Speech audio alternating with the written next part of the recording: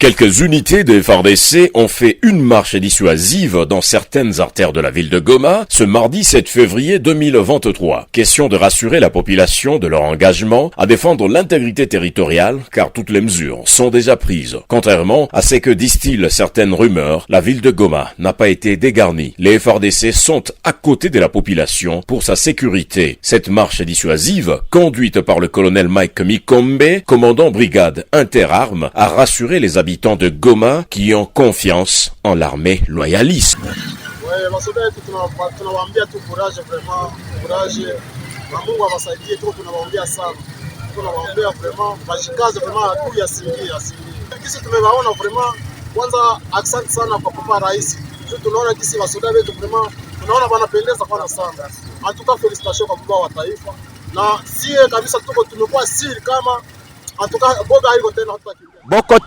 Bokoto balandi na biso partout dans le monde na sengi na bino bokota bolande mission o na yeli bino na mokolo ya lelo. Merci beaucoup na ba o nyoso ba soutenir biso partout dans le monde ba o balanda ka biso ba komantaka ba émission na biso ba emaka ba partageaka na pesi bino mbote na sengi pe bobo sanate ko s'abonner na ba chaîne na bino oyo toyela ka bino ba information ya bosolo. Oh te la cabine ba information ezate ke muto azotinda biso corrompre biso bolobela biso bo sala boye bo bomba vérité. Non, nous on n'est pas comme ça. Biso toza bato toyaka kolobela peuple, toza bato toyaka ko dénoncer bato bazali ko sala ba pratique ya mabe en République démocratique du Congo. Alors merci beaucoup na sengi vraiment émission ya mokolo ya lelo bo consommer yango ndenge ezo sengeli. Merci beaucoup na ngandula barona motema ya Petrouza na États-Unis d'Amérique na bo sanité mama Nadine. Ya AVC ya commune ya Makala oyo balobaka la confiance du chef confiance vraiment ya ministre da biso ya hydrocarbures Didier Boudimbu et vanda epa ya mama Nadine à la femme qu'il faut à la place qu'il faut na pesi mbote bisika nyoso ozali. Merci beaucoup. Sans plus tarder na koti na dossier moko ya intoxication ya diabolisation oyo bazali koloba par-ci par-là na ye kotali sabino kezali lokuta bolanda batu wana te. Même Papa Tchenti Sekedi Wamulumba que son âme repose en paix à l'Obaki. Il est au pouvoir, il n'y aura pas l'opposition. Maintenant, si le champ de bataille, il y a soi-disant opposition. Oh, Bami Bengaka. Et comment on a Lukuta? Comment se fait-il notre pays? Totika jamais kozala na avion présidentiel tandis que tozana mboka moko ezala bankita ebele tozana mboka moko muto akoti mobola et commissaire millionnaire et commissaire milliardaire. Nous avons eu un président oya dirigeant biso Joseph Kabila mais incapable ya kosomba avion présidentiel oya ko servir mboka oya ko servir même bateau ba ko remplacer mais a préféré kozwa avion a commis ça au restaurant à Kingakat. Incapable même ya koluka République démocratique du Congo. Tous à la palais présidentiel. Mais yé moko créé ya Kingakati. Félix a continué à Bokonzi. Avion présidentiel les athées. Azo sala ba voyage, azo loué ba avion. Félix a continué à Bokonzi. Palais présidentiel les athées. Akei kozwa mwanda kumoko ya muke o ezali cité de l'OIA. Siko Toloba, est-ce que Joseph Kabila Salakio et Sengelaki ou bien Salakio et Sengelaki? Moi je vous dirais que à Salakio et Sengelaki, puisque notre pays est commissaire millionnaire, mais commissaire milliardaire. Na avion ya mboka na biso bazu bakangango ono tozana banyongo bo tala niveau. Le chef de l'État doit tala lobino. Un jour ngana kozala na ba konzité et Sengeli o ya ko remplacer ngai azala na ba condition o ezo Sengeli azala na ba condition oyo et qu'on respecte statut oyo azali na yango. Le président de la République Asuki Wanate a sombi avion présidentiel, je dis bien non avion privé mais avion présidentiel. Bolanda muto tazana morphologie ya ba Rwandais na benga kae prince epengerebe. Bolanda ete na ba diabolisation na ba intoxication ezanga mutuna makolo. Le président de la République a sombi avion privé mais ils a avion présidentiel. Oyo ye akotika bokonzi mais oyo a ko remplacer a ko utiliser yango puisque ça avion présidentiel. Le chef de l'État Suki Wanate a réhabilité Mongaliema. Donc veut dire que Mobutu a tika ba Rwanda kaka bongo abandonné.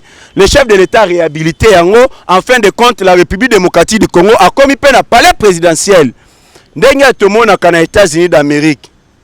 Maison Blanche.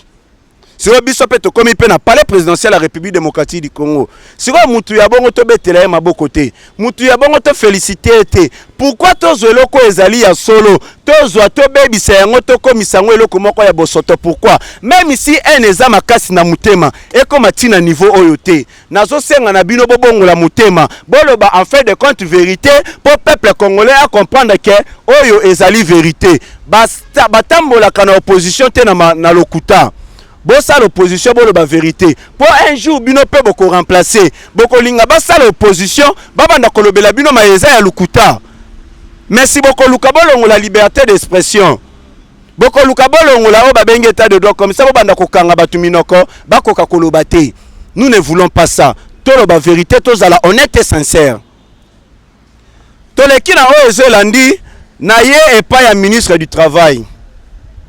Ministre du Travail, moi je me pose la question. Aux ministres ya peuple congolais ou bien aux ministres ya ba expatriés?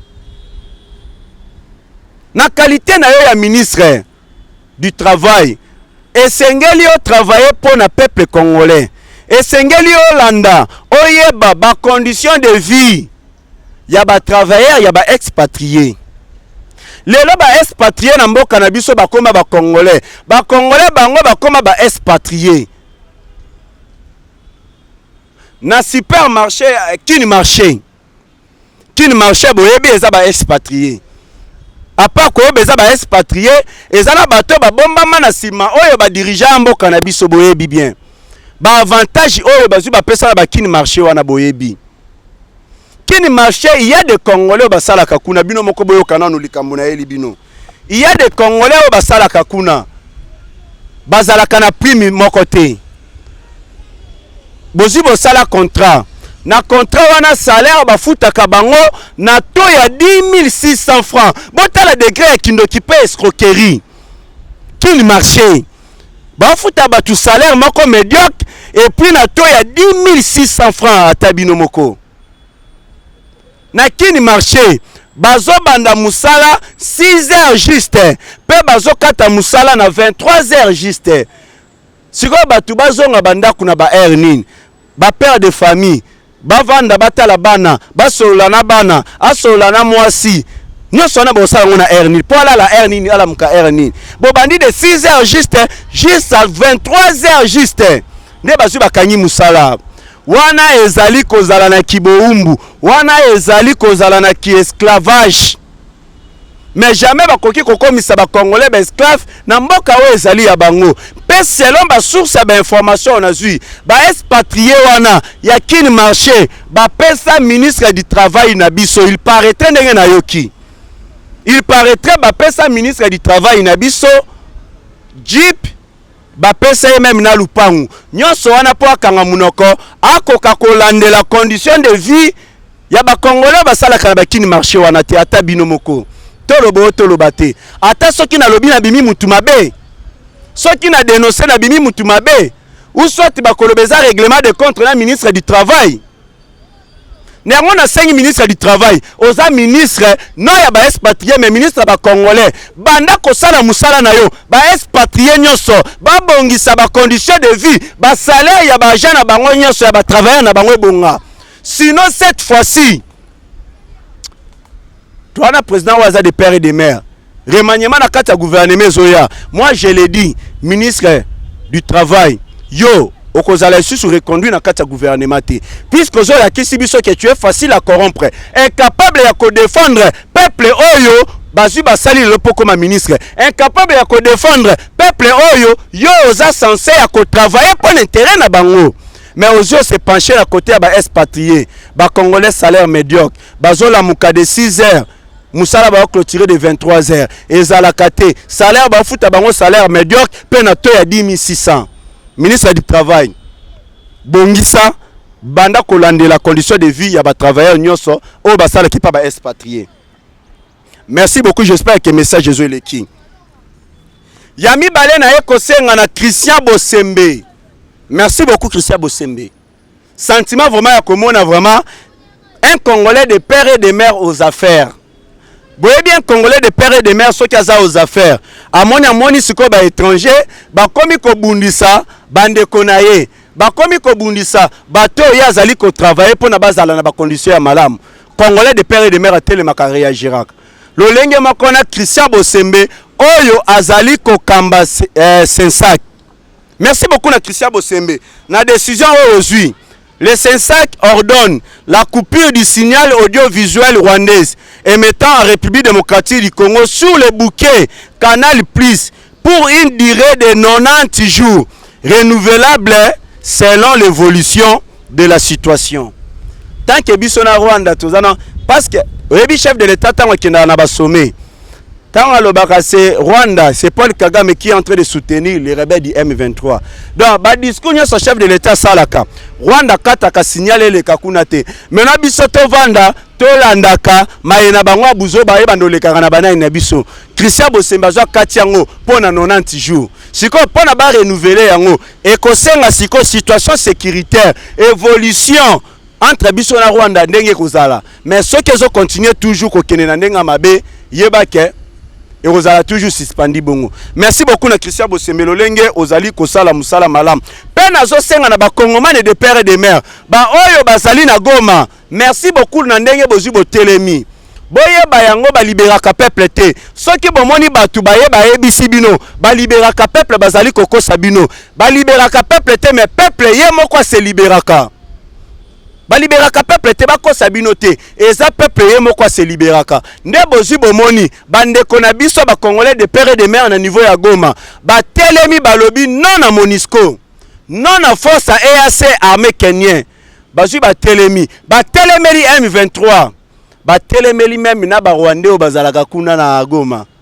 Parce que ce sont des Rwandais. Oyo baya na mboka na biso balata casquette étiquette ya Banyamulenge. Bangonde bazali ko travailler na ba rebelle du tout Rwandais o baza ko boma ba congolais na est. Bande ko na biso ya Goma bazu ba telemi. Mais maoje salingai. Il y a eu des morts. Oyo bazu ba kufi à cause ya MONUSCO. Babomi bango donc la MONUSCO a bomi ba congolais na mboka na bango et ça continue toujours à augmenter bilan babomi sous des congolais. Nous avons MONUSCO et na mboka na biso pendant plus de 20 ans. To pesa siko bilan ya MONUSCO en République démocratique du Congo basali nini? MONUSCO bazana mbongo moko colossal.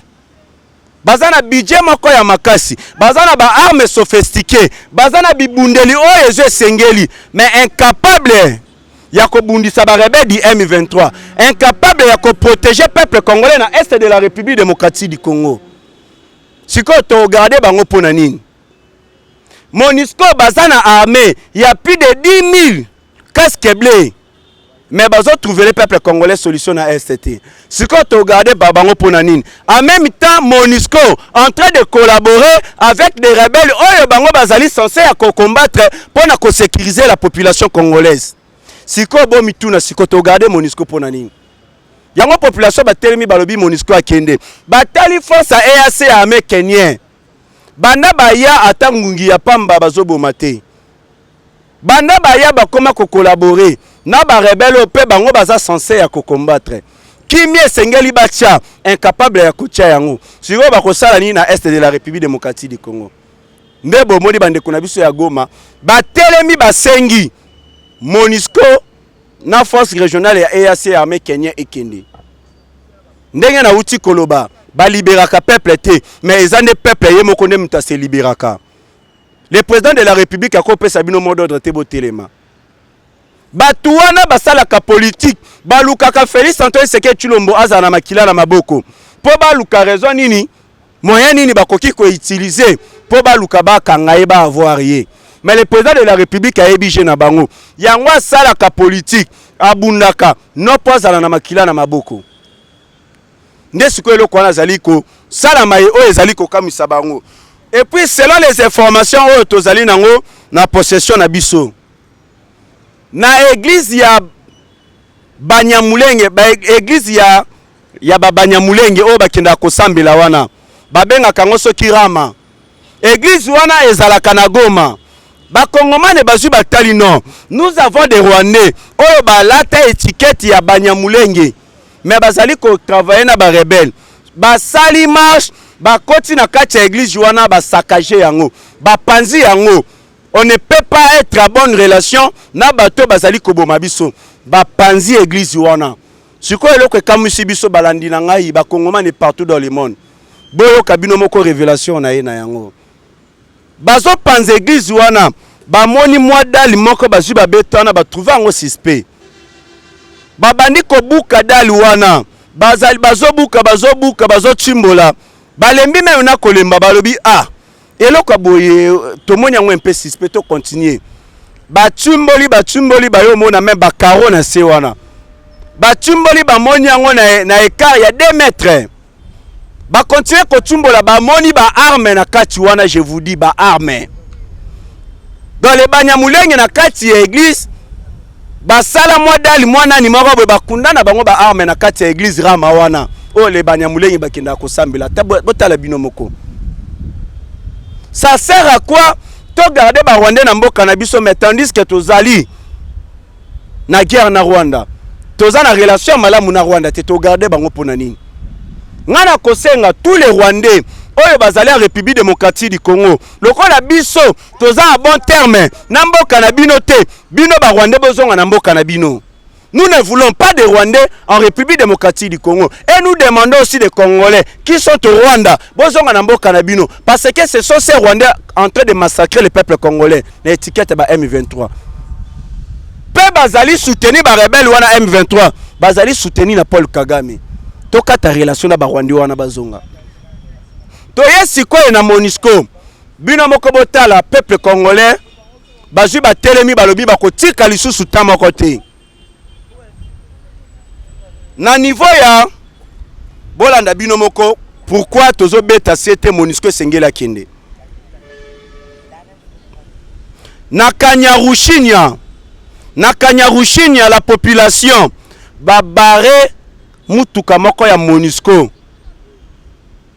babare mutuka moko ya MONUSCO e utaki na niveau ya Ruchuru, babare yango na kati wana MONUSCO na ba munition azokende ko renforcer ba rebelle ba Rwandais wana. Botala bino moko. Sur la population baza na raison te ya koloba MONUSCO akende. Je dis bien na Kanyarushinya la population ba telemi ba bare mituka ya MONUSCO. E uti ruchu eye kuna. E memi ba arme e kende ko renforcer ba rebelle ya ba Rwandais wana. Siko ça sert à quoi de garder la MONUSCO na est de la République démocratique du Congo? Car la MONUSCO a yaki pour renforcer la sécurité zala ba Congolais ba kufa pour ba continuer toujours copier ba richesse ya mboka na biso Congo. Na moni batu ya PPRD ils ont dit ceci. Kabila na 2009-2012 balonga ki ba M23. Régime ya Kabila balonga ki ba M23. Alors baza koloba babilo comment moi je trouve ça eza kindoki. Félix a kende ko consulter Joseph Kabila pour Joseph Kabila apesa ye mayele ndenge yazo asalaki pona kosilisa ba M23 na est de la République démocratique du Congo. Ezali pirement lokuta. Joseph Kabila atikala kolonga ba M23 te. Siko to mituna. Pourquoi ba M23 na balimo ki ba 2009-2012? Moi na kopesa bino. Qu'est-ce que Joseph Kabila a fait pour na boyoka ba M23 na bazala lisusu te bayokana te? C'est parce que Joseph Kabila avait signé des accords avec les M23.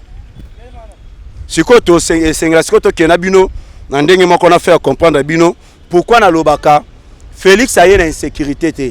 Félix ne muta créé ba M23 te. Insécurité wana e banda na 1996 Félix azala mon consulté. Mais plutôt, je le dis bien, plutôt Joseph Kabila a kendaki déjà na procédure ya balkanisation. Kozwa ba Rwandais, kozwa ba étranger wana, kopesa bango déjà mboka na biso pe contrôle total ya mboka na biso. Na kotangela bino accord il y a 2009 avec le CNDP. Oh bazu basala na ba M23. Accord wana notre gouvernement na tangu ya Joseph Kabila. Ndenga lobaki alonga ki ba M23 alonga ki bango te, mais plutôt apesa ki bango bosenga na bango. Notre gouvernement o kambama ki na Joseph Kabila, ministre des Affaires étrangères Raymond Tshibanda, président de la République à cette époque c'était Joseph Kabila. Basala ki accord na ba M23 o bengami accord ya 2009 ya CNDP. Gouvernement andimaki kopesa 43% des postes de commandement militaire au Nord Kivu et 39% des postes de commandement militaire de Sud Kivu. Na seule tribu tout rwandais. Bozoyoka. Entre Félix na Joseph Kabila, na yango trahir mboka.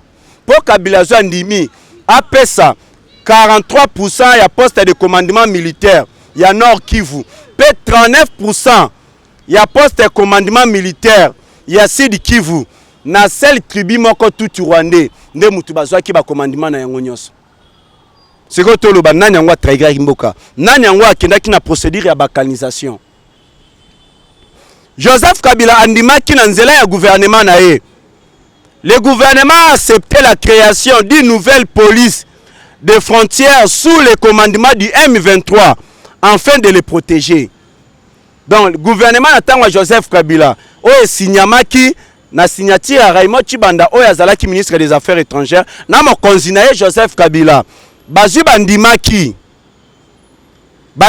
la création d'une nouvelle police de frontières sous le commandement du M23 afin de les protéger. Si vous avez Kimboka, on est en train de vous mentir. Le gouvernement accepte de décréter la partie est du pays, Nord Kivu, Sud Kivu, Ituri, Haut-Uele, Maniema et Tanganyika, comme étant une zone sinistrée et bénéficiera d'un statut d'administration particulière, d'une autonome fiscale et financière et d'un concept sécuritaire particulière sous la gestion du M23. Binomoko boyoka. Siko Félix akene ko solana Joseph Kabila sala kinde ni posi sécurité. Pour Joseph Kabila ayebisaye pesambo katekambo kana ba rebelle ya ba Rwandais wana ba M23. Tozo kena bino malembe toye banani ndoki. Le gouvernement accepte que les M23, les administrateurs de territorial, les administrateurs de territoire et leurs adjoints, les maires et leurs adjoints, les bourgmestres et leurs adjoints, les directeurs des régies financières et leurs chefs de division, finances, budget, plan, aménagement du territoire économique et zala na maboko ya ba M23. Les M23 bako nommé ba responsable provincial de la sécurité nyonso ba M23 nde bako nommé. Siko ma nyonso wana mboka na biso est de la République démocratique du Congo ezalaki sous contrôle total ya ba terroriste du M23, sous contrôle total ya Paul Kagame. Yango komaki na niveau ya kozwa ba minéraux, ba richesse na biso nyonso a exploiter ngo lolenge ya lingi. Maintenant notre président Félix Antoine Tshisekedi Tshilombo alobi non, comment se fait-il Kintayamboka Congo ezo ekomi nango kaka pona Rwanda, mais tandis que le peuple congolais est en train de souffrir, tandis que le peuple congolais bazoluka ba hôpitaux, bazoluka ba universitaires, bazoluka ba nzela ebonga, bazoluka ba emploi, bazoluka ba créer bango ba société belé, mais ma nyonso wana ebanda osalema na Rwanda na ba richesse na biso. Président de la République atali non Azua boyi yango. Et le chef de l'État na niveau ya Burundi alobi ba Congolais bakoki jamais kondima ata 1 centimètre ya mboka na bango ekende na Rwanda. Jamais. Siko tokoloba nani yango trahir mboka, nani yango memi ba balkanisation ya mboka, c'est Félix ou bien Joseph Kabila? Moi je vous dirai pirement la vérité, c'est Joseph Kabila nem ta balkanisa kimboka. Joseph Kabila nem tazali fouille infiltration na mboka na biso. Maintenant cet système là, et ce système au Félix azali ko combattre. Yango boyoki Paul Kagame alobi non, biso Rwanda toza ko bunda pona ba droit na biso. Droit nini azali ko lobela? Et ça droit o Joseph Kabila pesa bango na Congo. Siko to lobo to lobate. Ngana lobaka to soutenir Félix. Non, po o afuta kangai non. Ngai chef de l'État futangate, je suis pas accrédité na présidence de la République. Nalia kadi franc na été. Ya liboso nga na soutenir kayepo na kati ya ba opposant na zomona ba congolais bazate. Na kati ya bato ba mibengi ba opposant na zomona na kati na bango congolais azate. Siko na tika Félix na kende ko soutenir nani na opposition azali congolais. Kwa congolais bazate. Siko na tika Félix na soutenir nani oyo ba travaillaka ba bongisaka mboka o, puisque bango nyonso bazalaka aux affaires. Denis Mukwege sous Joseph Kabila aux affaires, Martin Fayulu sous Joseph Kabila aux affaires, Moïse Katumbi sous Joseph Kabila aux affaires, Matata Ponyo sous Joseph Kabila aux affaires. Lelo bango ne babomi mboka bakoti na opposition, biso siko ba mungamba na bango tozongisa bango aux affaires po baboma mboka koleka lolenge babomaki. Siko tolobo tolobate yango nga nazali ko soutenir Félix avec des raisons. Pour na moni na nzela na ye na komi komona mwa makambu clair. Lelo ba congolais bazi ba comprendre que mboka na bango ba ko futa ba militaire rwandais na ba enseignant rwandais, tandis que notre pays ba militaire na biso ba enseignant na biso salaire médiocre. Lelo ba congolais ba ko comprendre que ba minerai ya biso mais usine na raffinerie ya or ezalaki na Rwanda, tozo tonga Rwanda na ba matière na biso. Lelo ba congolais ba ko comprendre balkanisation systématiquement et bandaki ko salema secrètement Rwanda na oya bandaki ko diriger mboka na biso Joseph Kabila. Lelo Félix abimisa onyo son emploi. Lelo Félix alakisi na face du monde ba congolais toza ko bunda biso moko bato nyonso ba mibengaka ba pays voisins na biso, ba pays frontaliers na biso, la communauté internationale, ba mindele nyonso wana, ba français, ba occidentaux, bazalaka po na biso te mais bazalande pour matière na biso, balingaka ba congolais te. Lelo grâce ya Félix toyebi yango. Sikoyo tolobo tolobate. Merci beaucoup na ba o balandi biso na mokolo ya lelo. Ndenge na lobaki émission bo commenter, bo liker, bo aimer, bo partager, bo s'abonner, surtout bo salate ko s'abonner. Nabosani tena pesa mbote na notre DG, le meilleur DG à Onapak, papa nangai Guy Bompate, le meilleur DG à Onapak, oya trouvé les agents sur solution, oya vanda kanyi maboko te, atali mokolo ya lobby, mardi, ba combattant IDPS, bazo kende na mozole ya Etienne Tshisekedi wa Mulumba na Nsele. Alobi non, nabimisa mosolo na ngai, na louele bango transco, ba kende kolela Etienne Tshisekedi wa Mulumba oyo azali le premier docteur en droit République démocratique du Congo. Oyo azwa bunda lelo, po lelo mboka na biso to mona bonsomi. Guy Bompate a loué transco et memi batu ba kende kolela. Lolenge sengeli pe ezongisi batu, lolenge sengeli. Merci beaucoup Guy Bompate, l'homme qu'il faut à la place qu'il faut. Merci beaucoup. Na pesi lisusu mbote na ngandula baron na motema ya Petrus na États-Unis d'Amérique 3 fois ingeta. La femme qu'il faut à la place qu'il faut. Sans oublier maman nangai Nadine ya AVC ya commune de Makala. La confiance du chef ya Didier Boudimbu le génie blanche. Maman Nadine na pesi mbote. Musala kitoko. Merci beaucoup tout le monde, à la prochaine. Numéro nanga puisque ba o ba ko continuer toujours kotuna.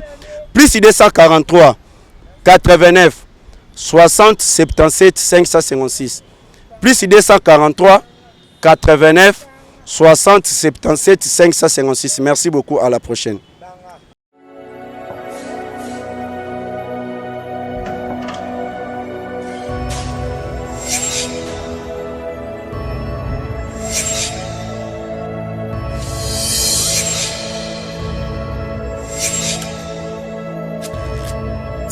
Abonnez-vous sur Pifo Télévision, vous informer sur notre devoir.